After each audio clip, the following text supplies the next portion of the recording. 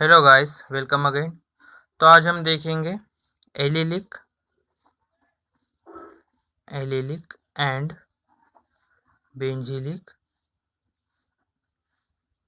ठीक है, allylic and benzylic halogenation. ठीक है, एलिलिक एंड बेंजीलिक हैलोजिनेशन। तो बाय यूजिंग, ठीक है, हम किसके यूज करेंगे इसमें? NBS, that is an bromosuccinimide. ठीक है, इन ब्रोमोसक्सिनामाइड का क्या करेंगे, हम यूज करेंगे और क्या करेंगे, हैलोजिनेशन करेंगे। तो alkenes can be halogenated at allylic position using number of reagents such as NBS। ठीक है, तो जो भी अल्किन्स होते हैं, ठीक है, वो अल्किन्स क्या करते हैं, हैलोजिनेटेड होते हैं। ठीक है, by using the reagent that is NBS। तो हम क्या करेंगे, सबसे पहले NBS क्या होता है ये देखेंगे। ठीक है, तो कैसे फॉर्मेशन होती है NBS की? तो ये जो NBS है दैट इज सक्सिनामाइड से फॉर्म होता है, CH2 ठीक है, C double bond O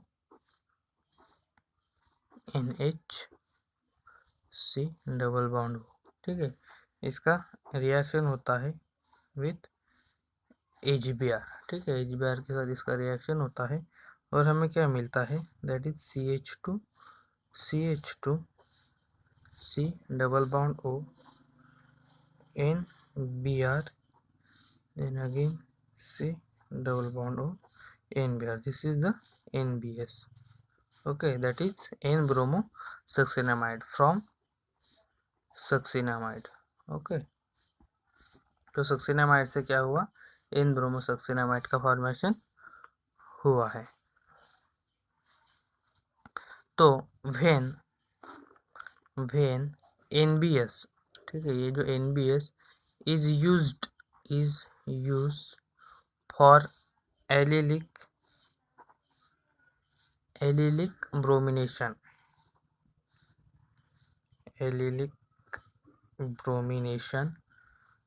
then the reaction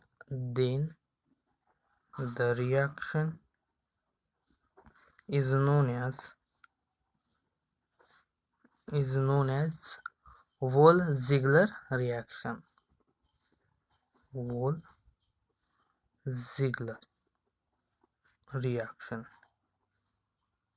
ठीक, तो यहाँ पर क्या होता है कि ये जो NBS है, ठीक है, इसका क्या करते हैं, यूज करते हैं for the allylic and benzylic halogenation में। तो एक हम एग्जांपल लेके चलेंगे। तो फर्स्ट एग्जांपल है CH3 CH double bond CH2। तो यहाँ का ये जो कार्बन है, ठीक है, सबसे पहले आपको ये जानना बहुत जरूरी है कि एलिलिक कार्बन क्या होता है। तो ये जो कार्बन है ये कैसा है, sp3 कार्बन है, और जो कार्बन इसके एडजेसेंट है, ठीक है, वो क्या है, डबल बॉन्ड से जुड़ा है। वो क्या है, डबल बॉन्ड से जुड़ा है, तो उसको हम क्या कहते हैं, एलिलिक कार्बन कहते हैं। यानी कि ऐसा sp3 कार्बन जो ऐसे कार्बन के साथ जुड़ा हो जो क्या है, डबल बॉन्डेड है, ठीक है, उसको हम क्या कहते हैं, एलिलिक कार्बन कहते हैं। और उसमें जो हाइड्रोजन होते हैं उसको हम क्या कहते हैं, एलिलिक हाइड्रोजन। ठीक है, that is called as allylic hydrogen. Okay, ये जो हाइड्रोजन है उसको क्या कहते हैं, हम एलिलिक हाइड्रोजन कहते हैं। तो इसका रिएक्शन क्या करेंगे हम NBS के साथ। ठीक है, NBS एंड सॉल्वेंट लेंगे CCl4, ठीक है, in presence of ultraviolet rays. तो हमें क्या मिलेगा, दिस एलिलिक पोजीशन पर क्या हो जाएगा, ब्रोमीन अटैच हो जाएगा। ठीक है, और इस तरह से क्या होगा, वहां पे हैलोजिनेशन हो जाएगा। ठीक है, तो यहाँ पर ये जो एलिलिक कार्बन है, ठीक है, तो इस कार्बन और हाइड्रोजन के बीच में जो बॉन्ड होता है, ठीक है, वो क्या क्या होता है, बहुत वीक होता है, ठीक है। That's why they can easily, ठीक है, ब्रोमिनेटेड यूजिंग NBS। ओके, और साथ में हम क्या करते हैं, CCl4 as a solvent use करते हैं, ठीक है। देन सेकंड एक हम एग्जांपल लेंगे, दैट इज बेंजिलिक कार्बन का। तो इसमें क्या होता है कि ये जो हमारा बेंजीन है, ठीक, ये जो हमारा बेंजीन है और ये जो इसके साथ कार्बन जुड़ा है, ठीक है, तो ये कैसा कार्बन है, this is the benzylic carbon, ठीक है। इसको हम क्या कहते हैं, बेंजिलिक कार्बन। तो ये जब क्या करता है, NBS से रिएक्ट करता है, NBS in presence of ultraviolet rays and the solvent CCl4, तो हमें क्या मिलता है, इस बेंजिलिक कार्बन पर क्या होता है, ब्रोमीन अटैक होता है, ठीक है। तो इसका कन्वर्शन कुछ इस तरह से हो जाता है, दैट इज CH Br